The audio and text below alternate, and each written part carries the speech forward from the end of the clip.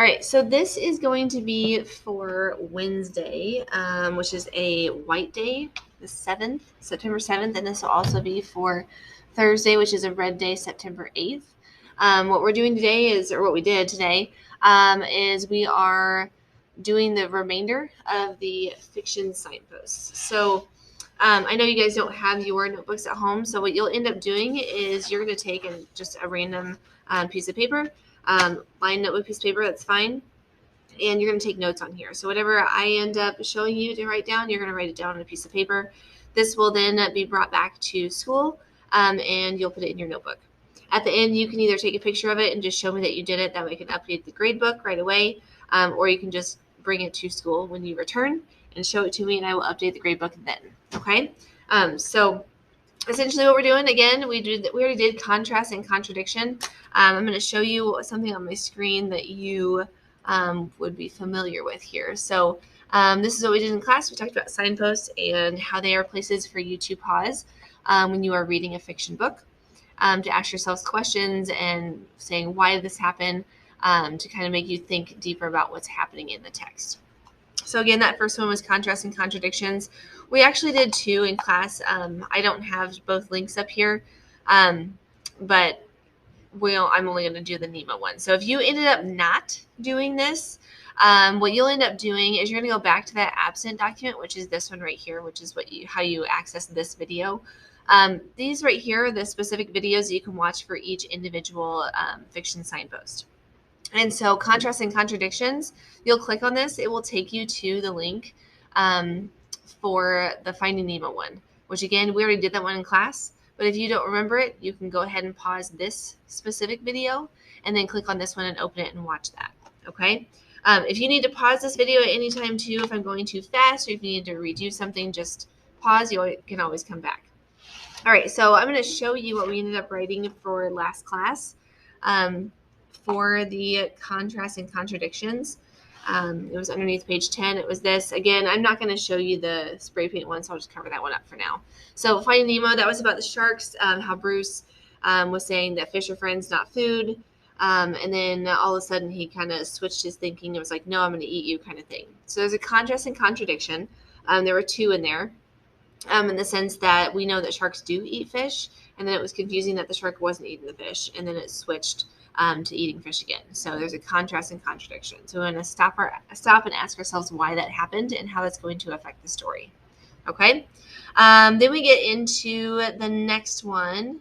So I'm going to show you on here.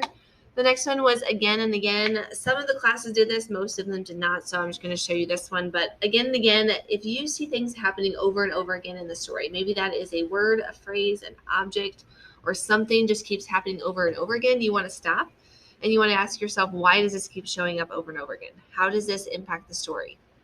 So the one that I'm going to have you look at, again, you're going to go back to this absent Word document. Here's the one for again and again. You're going to click on that one and you're going to watch that. And then you're going to come back to me as I talk through some things. So you're going to go ahead and pause this video, click on again and again, watch that, and then come back and then we'll do the next thing. Okay, so watch that one. All right, so at this point, you should have watched again and again. So again, if you did not watch again and again, please go ahead and pause this and go back and watch it. So again and again, you can watch, sorry, I'm saying the word again a lot. But you can go ahead and write this down on your notes. Again and again is Destiny. There's a lot of clocks. It was hit by a bus. This is just a reminder as to what that signpost is. But a lot of times with again and again, it has a lesson to it. There's some sort of hidden meaning in it. And this particular one with Destiny is that this guy was really fixated on clocks. He was all about clocks, and that was all he was concerned about. In the sense of routine, he had to have clocks at a very specific time. He could only leave the house at a specific time, all that. And so towards the end, after he had done that 3 or 4 times, he ended up breaking the clock, and so breaking time and like getting out of that. And he realized some things that he was missing. So he was missing the fact that he could just be outside and enjoy the sun.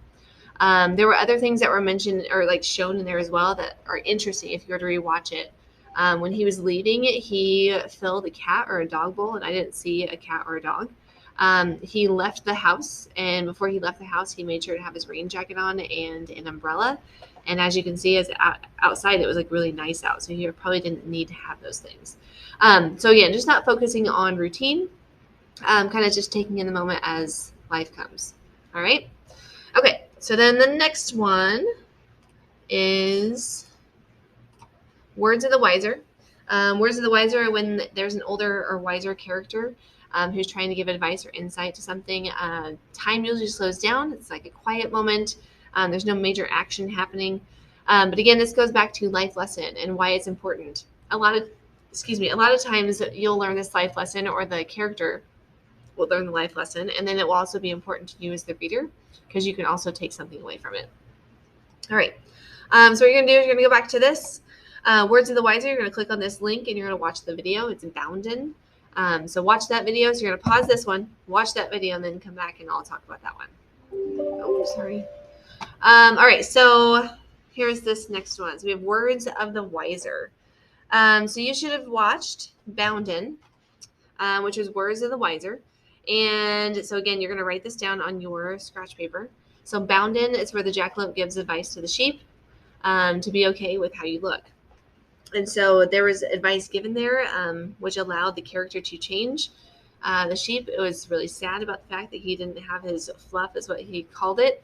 And so he felt kind of embarrassed or sad about that. And then the jackalope came by and said, hey, it's all right. Be okay with how you look, because you haven't really changed on the inside. And so that allowed him to figure out, hey, you know what? It's not all about how I look. It's about who I am. And so that's Words of the Wiser. He changed, and he wasn't sad about it. He was then happy with himself. And so that character change development happened because of the Words of the Wiser. Okay. All right. Next one we have is Tough Questions. So Tough Questions is where the character is asking himself or herself a tough question that troubles them, and then there's no simple answer to it. So it's not a yes or no. It could be like, what's my purpose? How can I solve this problem? Will I ever see him or her again? Why?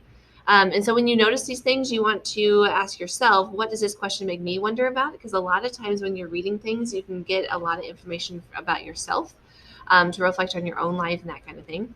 And then what does this question tell me about the character? All right, so the one you're going to end up looking at, going back to this document, you're going to click on the one that says Tough Questions, and you're going to watch that video really quickly, and then you'll come back to this video and I'll talk about that. All right, so you should have watched Tough Questions.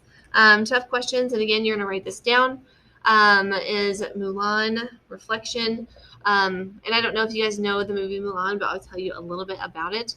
Essentially, so she's in the Chinese culture and family dynamic there.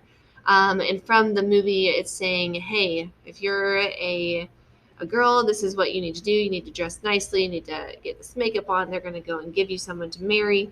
And she's like, this is what my family, my culture wants, but this isn't what I want. So that's her question. She's saying, when will my reflection show who I am inside? So that's a really in-depth question. And so it's a tough question.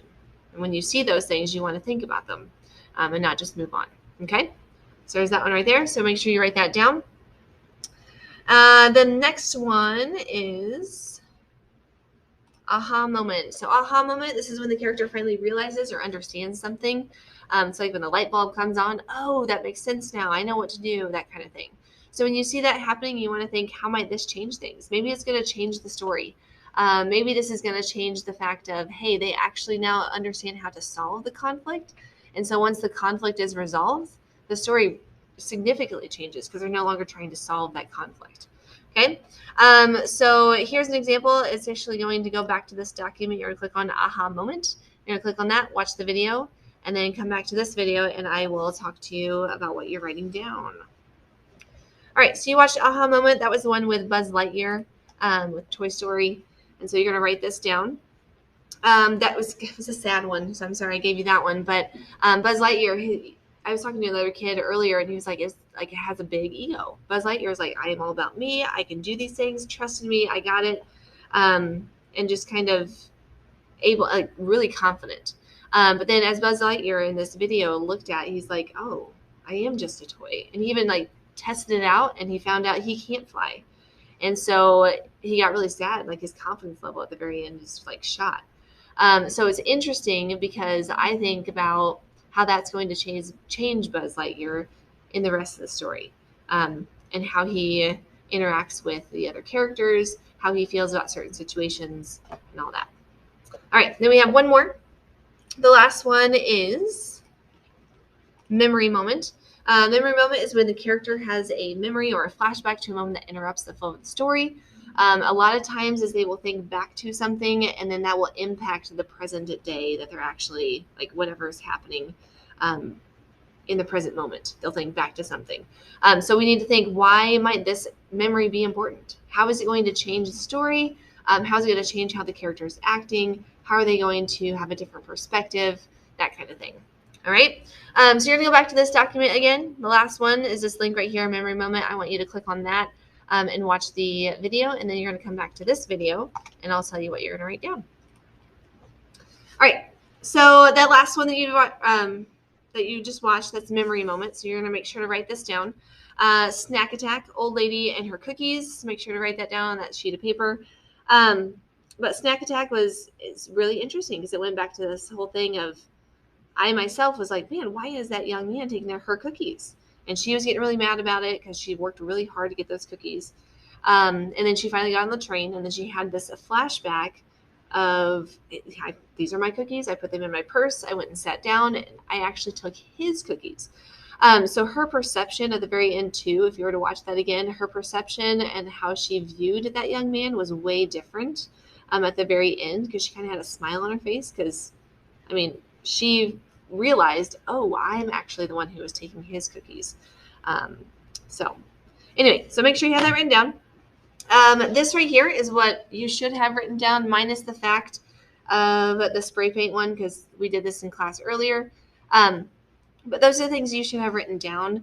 You're going to take a picture of this and either send it to me in an email so I can update the grade book right away, or you can just bring it and show it to me when you return to school, and then I'll update the grade book then. But these are the notes that you should have for fiction signposts. All right.